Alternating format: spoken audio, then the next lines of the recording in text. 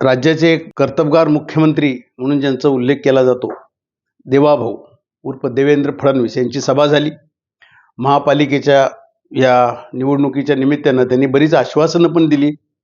IT sector कसा उभारणार, बाकी निधी कसा दिला जाईल, प्रचंड निधी दिला जाईल, बाकीच्या गोष्टी सगळ्या झाल्या.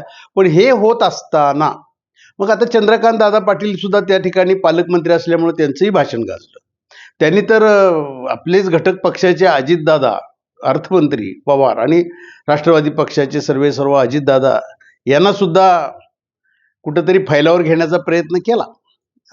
गृह खातं आमच्याकडे आहे, मुख्यमंत्री पद आमच्याकडे आहे, हे कसं त्यांचे वाद चाललेत ना सध्या. अजितदादांनी भारतीय जनता पक्षावर टीका केली आणि टीका केल्यानंतर चंद्रकांत दादा गप बसतील असं थोडंच आहे.